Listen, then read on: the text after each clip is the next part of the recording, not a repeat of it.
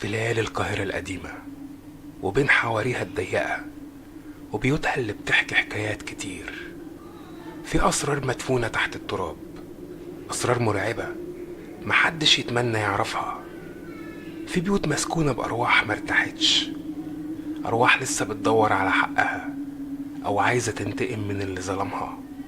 حكايتنا النهاردة عن واحد من البيوت دي، بيت اسمه حوش الترجمان. اسمع كويس وركز في كل كلمة هقولها، لأن اللي هيحصل لك بعد كده مسؤوليتك انت. ويلا بينا نبدأ الحكاية. في عز قلب حتة شعبية قديمة في القاهرة، وبالتحديد في منطقة اسمها الترجمان، في بيت قديم مهجور.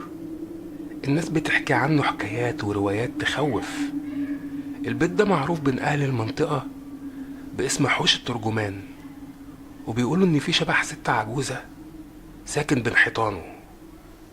بتبدأ حكايتنا مع شاب اسمه عمر، طالب في الجامعة بيدرس هندسة معمارية. عمر كان عنده شغف بالتراث المعماري القديم، وسمع عن حوش الترجمان وقصصه المرعبة. قرر عمر انه يروح البيت المهجور بالليل. فضول العلمي ورغبته في انه يوثق المبنى كانوا واخدينه. في ليلة القمر كان طالع فيها، عمر اتسلل جوه الحوش من بوابة خشب قديمة مكسورة. كان الصوت مالي المكان، مفيش اي صوت غير صوت الهوا اللي بيصفر بين الحيطان اللي شكلها كده هيقع. نور القمر الخافت كان كاشف تفاصيل البيت القديم، حيطان مشققة، شبابيك مكسورة، زرع متسلق مغطي الواجهة. الحوش كان مليان ريحة تراب قديم ورطوبة، كأن الزمن واقف فيه من سنين. عمر بدأ يتمشى جوه البيت وهو بيصور بالموبايل بتاعه. فجأة سمع صوت واطي بينادي عليه. عمر لف وشه حواليه لكن ما شافش حد، افتكر انه بيتهيأله. بس الصوت اتكرر تاني، لكن المرة دي الصوت كان أقرب وأوضح. الصوت كان جاي من جوه البيت، كأن في حد بيهمس في ودنه. عمر حس ان جسمه بيقشعر. قرر انه يمشي من المكان، لكن حس ان في حاجة بتشده لجوه. ايوه، بتشده لجوه البيت بالذات. كانت في قوة غريبة بتجذبه كأنه مسحور. ودخل عمر البيت، وكانت الضلمة جوه خانقة. طلع موبايله وولع الكشاف وبدأ يتفرج على المكان بحذر. لقى عمر نفسه في أوضة واسعة، شكلها كانت أوضة المعيشة زمان. الأوضة كانت مليانة تراب وعفش قديم متبهدل وكراسي مكسرة، ترابيزة خشب عليها طبقة سميكة من التراب، وصور قديمة باهتة متعلقة على الحيطان. فجأة لمح عمر خيال بيتحرك في ركن من أركان الأوضة. الخيال كان على شكل ست عجوزة لابسة جلابية سودة طويلة، وشعرها الأبيض كان منكوش. عمر اتخض في مكانه من الخوف، معرفش يتحرك ولا ينطق بكلمة. الست العجوزة بدأت تتحرك ناحيته بالراحة، وكانت ملامحها باهتة وعينيها فاضية كأنها مش شايفاه.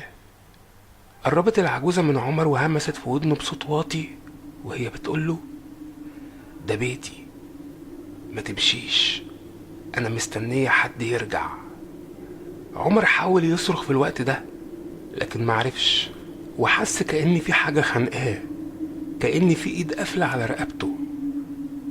فجأة موبايله وقع من ايده والكشاف اتطفى. عمر بقى في ضلمة، سامع صوت نفس الست العجوزة قريب منه، وكمان صوت تكتكة غريبة جاية من مكان ما في الأوضة. عمر بدأ يجري في الضلمة وهو بيحاول يلاقي طريق الخروج. كان بيخبط في العفش القديم والحيطان المشققة وهو بيجري خبط في حاجة وقعت على الأرض. صوتها كان قوي جدا. لما حاول يدور على اللي وقع لمس حاجة باردة وناعمة، كانت ايد. عمر جري بسرعة أكبر وهو مرعوب من اللي لمسه. أخيرا لقى الباب، أيوة أخيرا لقى الباب الرئيسي وخرج يجري على الحوش. وهو بيجري في الحوش حس إن في حد بيجري وراه، لكن لما لف وشه شاف حد. جري عمر بأسرع ما عنده، وما وقفش غير لما وصل عند بيته. كان بيترعش من الخوف وما قدرش ينسى اللي شافه ولمسه. قرر عمر هنا إنه ما يرجعش حوش الترجمان تاني. لكن تاني يوم رجع عمر للحي وسأل الناس عن البيت القديم ده.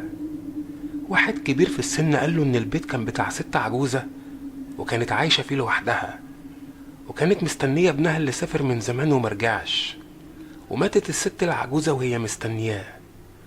بيقولوا إن روحها مرتاحتش وفضلت محبوسة في البيت ده مستنية رجوعه. بعد اللي حصل ده كله عمر مرجعش حوش الترجمان تاني، لكن ما قدرش ينسى اللي شافه ولمسه، وفضل شبح الست العجوزة بيطارده في أحلامه، وهمسها بيرن في ودانه وهي بتقوله ده بيتي، ما تمشيش، أنا مستنية اللي غايب يرجع. ولحد هنا خلصت القصة. يا رب تكون عجبتكم، واستنوني في قصص كتير جاية.